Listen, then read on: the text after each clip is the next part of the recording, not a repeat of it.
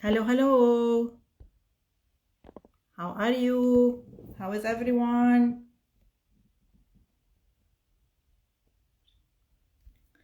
So, we're gonna start a series of lives uh, that will be going on now for the month of at least February and March. And the purpose of it is basically to create more awareness about many topics.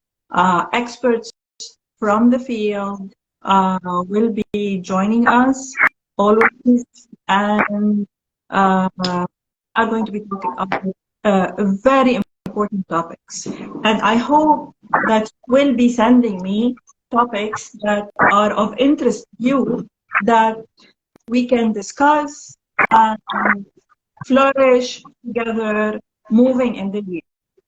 I do apologize that I have not been with you live and for a very long time. Things have been very, very crazy for the last 2 years. It has been a very big transition for me personally. I have moved countries. I work globally now. And so the transition has been really, really interesting. And I really would like to share a lot of that experience with people because at many levels, it has affected me and my family personally. And it has affected friends. It has affected a family, my immediate family, and it has affected also a lot of shifts in my career. So you will be definitely hearing a lot from me moving forward this coming year on so many platforms. Uh, Today, what best place to start is with my friend, my colleague, uh, and here that I really, really value in trainings and coaching, my friend, Sandy. Sandy, welcome. We will be speaking English for everyone to understand because we have viewers from all over the world. And please send what you would like moving forward. I will briefly introduce you to Sandy, but then I will leave a bit of introduction for her. Sandy is a very well-known trainer, and she comes from a background of hospitality, and she comes from a background of organizational psychology. She has been a trainer for so many years, and currently she's a coach for I think more than 7 years. And she is my partner in Coach to Transform. We have went on this venture of this school together, and we are very excited doing this work together, and a lot of other work that she does. But I will leave the floor to her. And the topic of today, and I chose this topic of today because I have been hit by this topic with so many people, the imposter syndrome. So Sandy, the floor is yours for a brief introduction, and then we will be talking about our topic today. Hello, Zena. Hi, everybody. So, Sandy Bassil. As Zena said, well, she already introduced me. I'm a leadership coach. I work with leaders, organizations, and also have a master's degree in organization psychology. And I'm very happy to be on this live talking about this very important topic that probably some of us suffer from, but we do it silently. So I think it's time now to talk about it and to, unleash everything related to imposter syndrome. So Sandy, my first question to you is, from your point of view, what is imposter syndrome?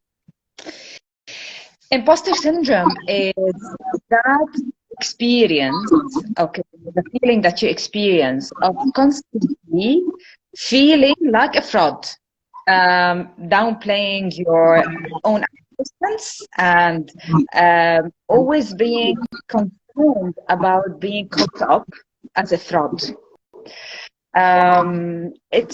It usually affects high achieving professionals who are usually successful. So does it affect them only in the workplace or everywhere? Actually, it's a feeling that would display most in the workplace, because this is where you are mostly prone to be exposed to new things, new achievements and accomplishments. But as well, if you have certain accomplishments in your life that you're working through, you might associate these accomplishments everywhere to luck, to chance, and to a certain relationship. Something like it's something by hazard that you got the success. It's not due to your own effort and your own capability and your own strength. Yes, I kind of agree with what you're saying, and I would like to add more that it is something that, since you work with leaders and I work with leaders, that I've been seeing more of recently in Generation Z and the millennials. So that is something that I think is a topic for another discussion another time. But it's very interesting to see that why how is this happening and why is it affecting that population. So how do we know that we are going through an imposter syndrome? Because as we both know, it's very difficult to self-diagnose, by the way. Yeah, it is very difficult to be self-diagnosed, and it might be, confused with self-confidence, low self-confidence, low self-esteem. However, the difference is you're suffering with imposter syndrome. You feel like fraud, like you feel like it's only a matter of time, and you will be caught up. People will know that it's fraud. Or people who are working with you on the project, or you're delivering, so you're a fraud. And this idea of being a fraud is unique to this imposter syndrome. So other signals or signs that people might have and to self-diagnose that they have this syndrome. First, they need to be highly achieving people. Okay, so they need to be people. There are people who are already achieving. However, they deny their ability and attribute the success, as I said, to luck, chance. It's a mistake of someone. So they, got the credits of someone else, and it's a certain relationship that brought me to the success. They discount praise. So whenever you see yourself discounting the praise and not taking it seriously, or saying no, they are exaggerating, it might be one of the signs. Feeling fear and guilt about success. Fear of being... Sorry to bother you. Yeah. But I think there's a problem with your mic. Some people are complaining that they're not able to hear you well, and it's disconnecting a lot. Okay. Okay. Let's try now. Is it better? Is this better? Can you hear me? I don't know about other people. Jacqueline, Mark, you said that basically, Sandy, you're not able to hear her. So how about now? Go ahead, Sandy. Let's continue the discussion and see if they're able to hear it. Okay, perfect. So I was saying that people who have imposter syndrome, they are trying to cheating. They deny, however, they deny their abilities and their skills and their capabilities, and they attribute success to luck, a mistake of someone else. They don't take the process seriously, They have this fear of guilt and fear of success. They have this fear of being discovered as fraud. They do not feel intelligent. Um, they struggle with perfectionism. Okay, it's one of the hallmarks of imposter syndrome. They underestimate themselves, and they do not experience that internal feeling of success. You know, when you succeed, usually you experience joy. You don't experience that joy. You said several things. You said intelligence.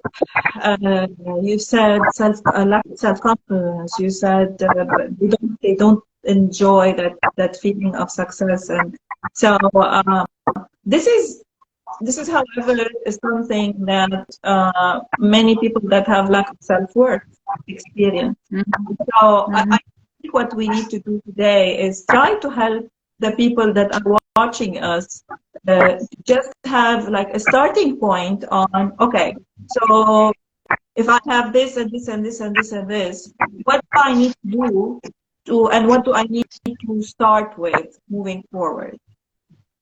Okay. The first thing to do is to change your narrative about your success.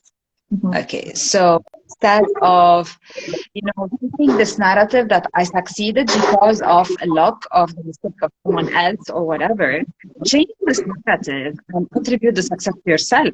Well, you succeeded because you did the hard work, because you have certain strengths, because you have a certain ability.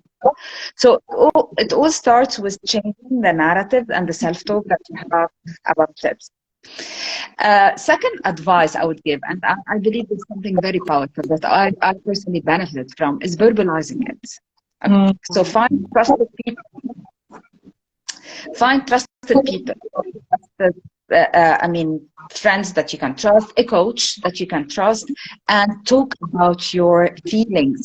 People who suffer from imposter syndrome feel ashamed to talk about this because they believe they're the only one who's feeling like that. They don't know that based on studies, they found out that almost 70% of people, might feel this imposter syndrome at least once in their life. So this is something that other people might be also feeling, and sharing this and voicing out and verbalizing it would help this person who's suffering from the imposter syndrome to find support and to find comfort, with the people they trust. But of course, it is very important to choose the right people.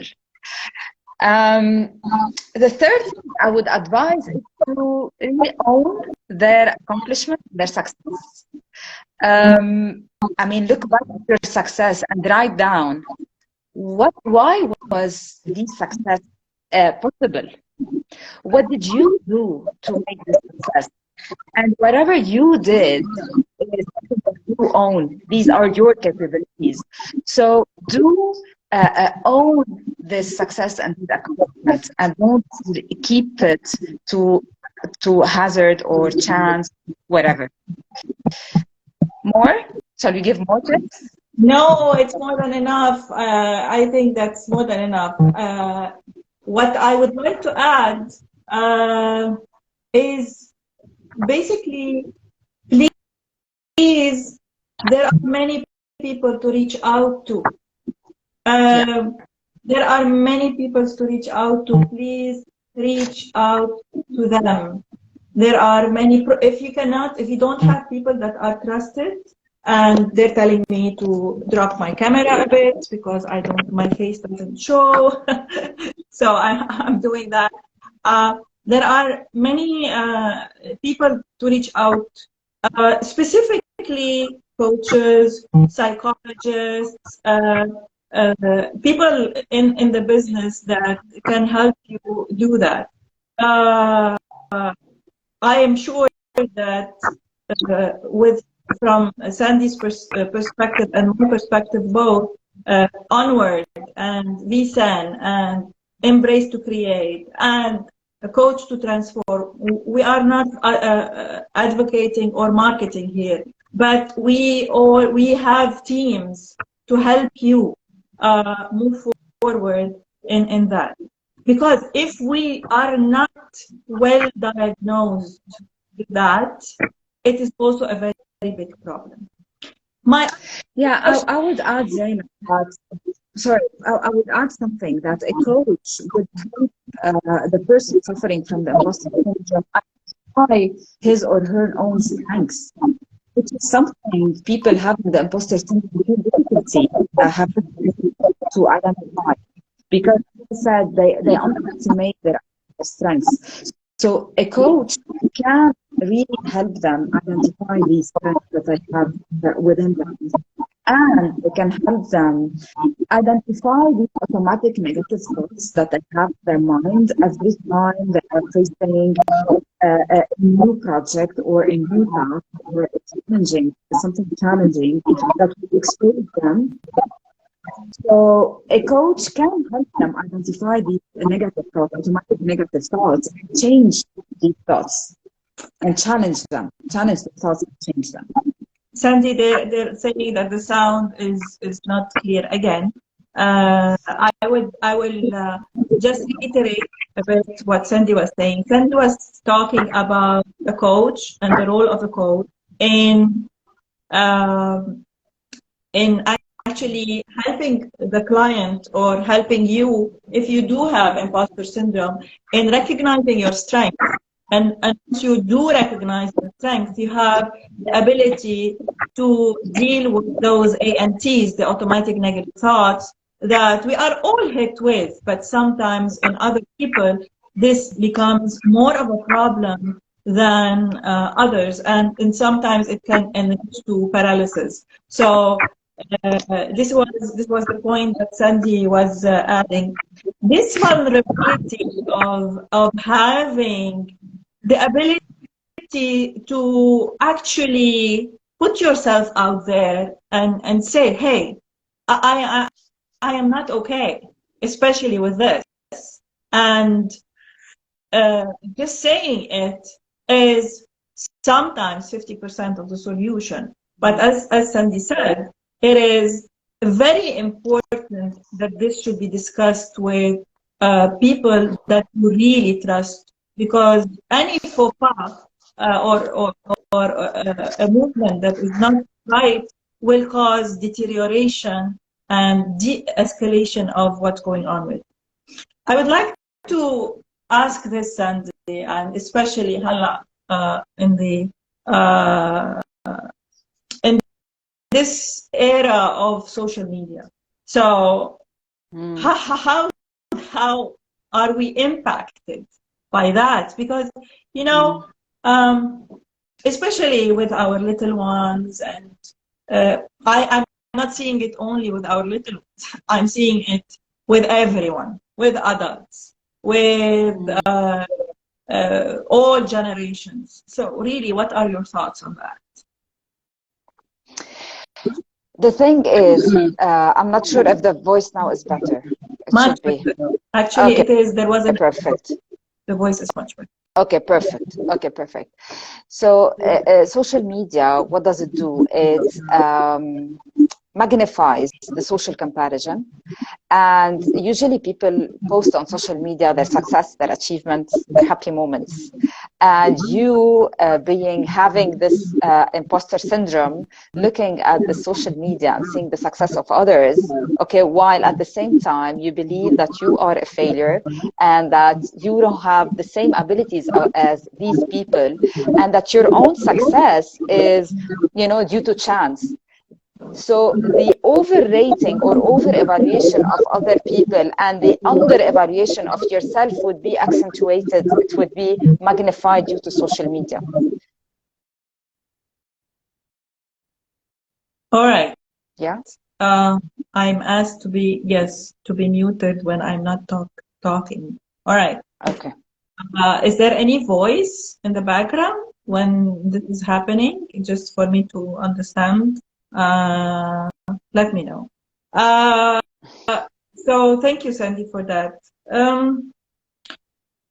How do you think this will affect one's career?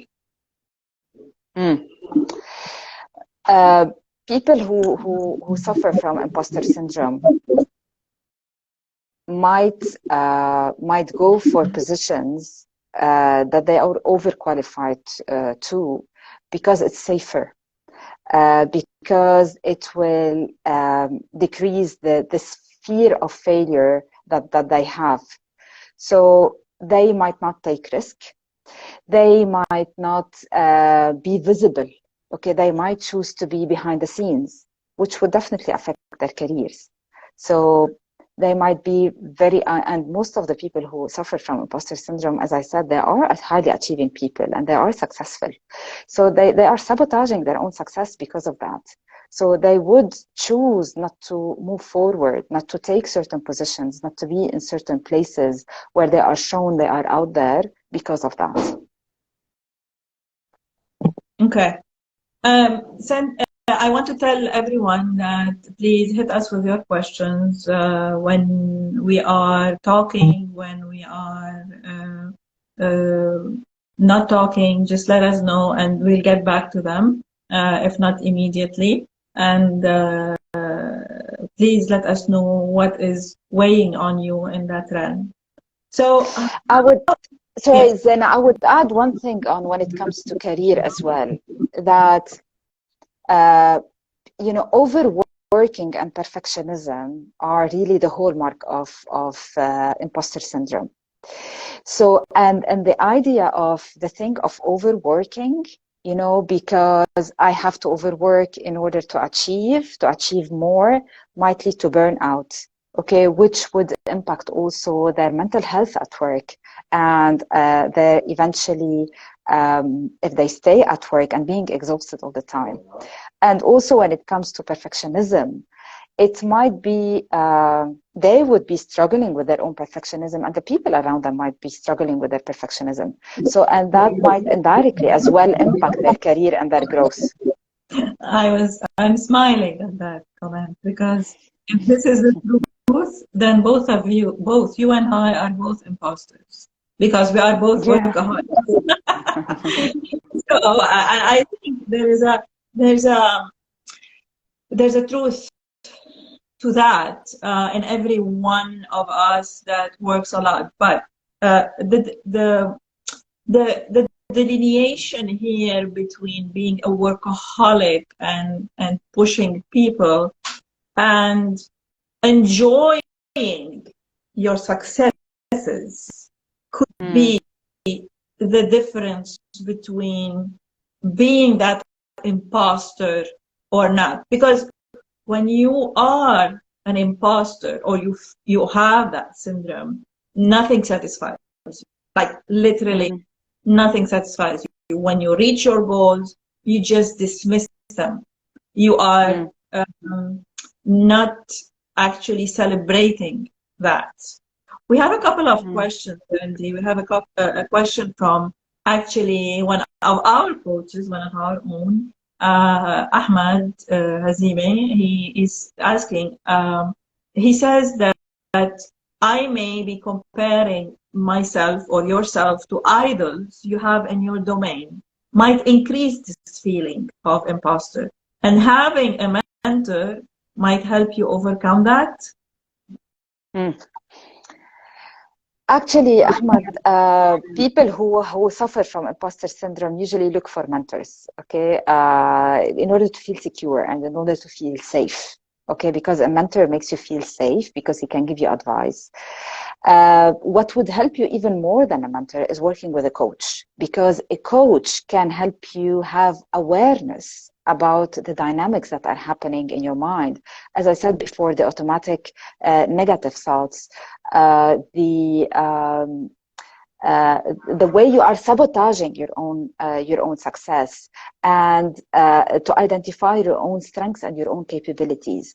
This will equip you with more self-esteem, okay, to move forward and to overcome your imposter syndrome, more than a mentor. A mentor would make you feel safe, okay? That's like a pill of Panadol, okay? However, the real healing is way more than this. I would like to concur and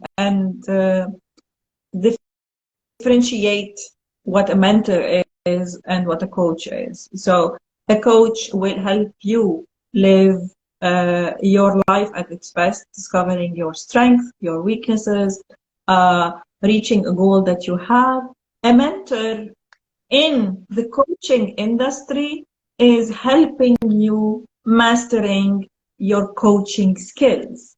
A mentor in business is somebody that actually have done the work before you and helps you in opening opportunities for you, help you in guiding you, giving you advice, and all of that.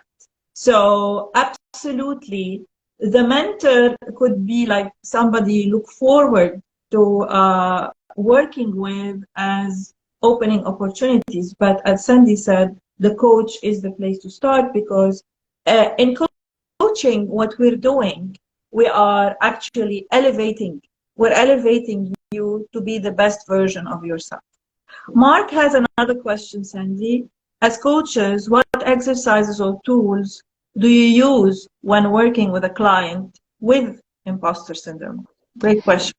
The exercise, yeah, it's a very beautiful question, Mark. The exercise that comes to my mind that I did actually with some of my clients is the strengths identifications. And believe me, it's not easy for people with imposter syndromes to identify their strengths, because they consider that this is something, you know, basic, or no, I don't have that much strength. This is not something to celebrate or even to acknowledge.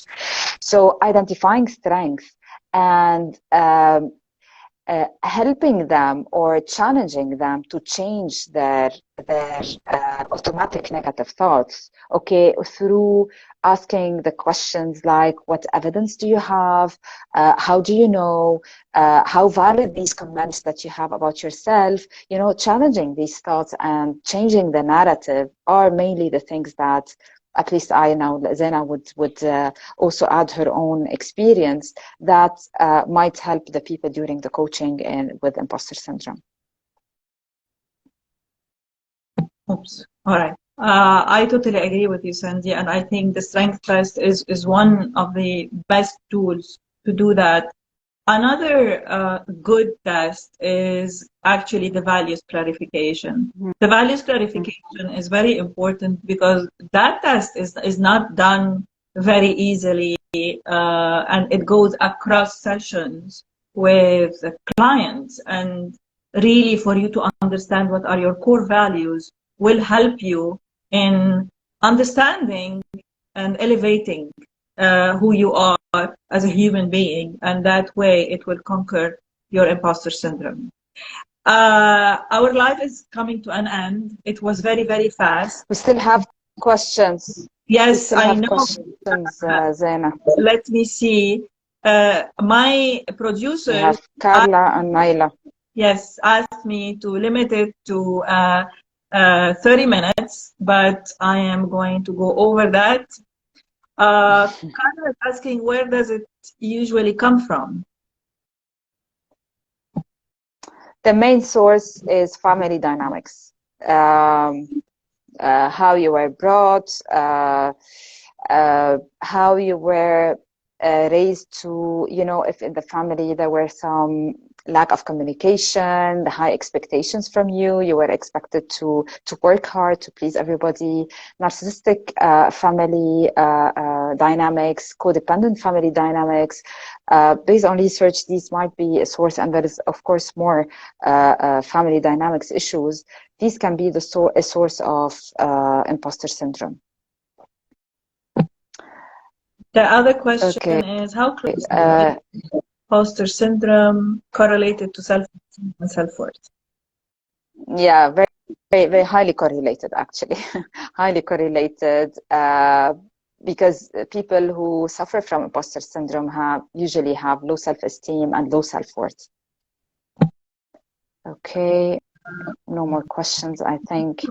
Okay, so Sandy, I will be asking you one strategy you want to share with people experiencing imposter syndrome that they can take it, and I will then finalize with a small comment. Yeah, one strategy, it might look big, but for me, I think this is the key thing. Accept that you are a human.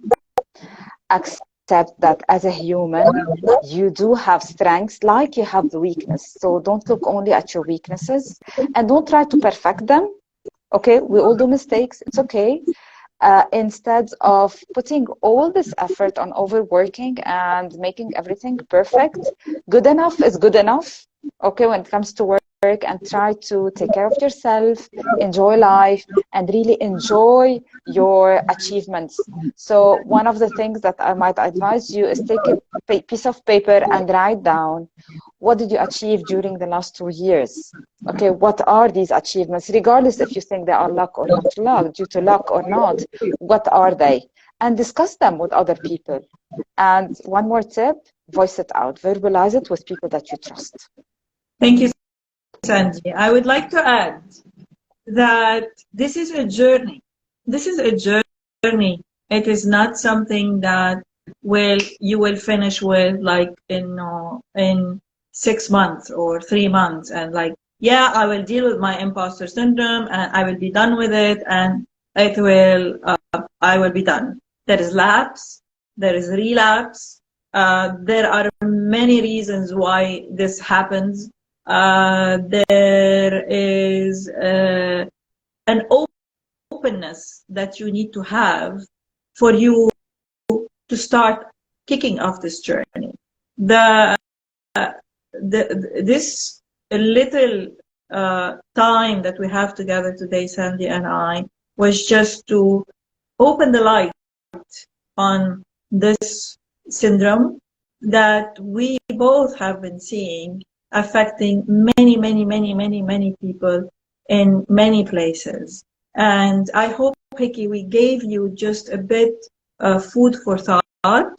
And if you still have questions, please hit us, DMS us, and we will answer you, both of us. And I will see you next week at 7 p.m. Beirut time and 11 a.m. Central time in Houston. And please send me what would you like me to discuss moving forward. Thank you so much for being with us today, and loads of kisses to all of you. And see you soon. Bye. Thank you, Sandy. Bye. Bye-bye.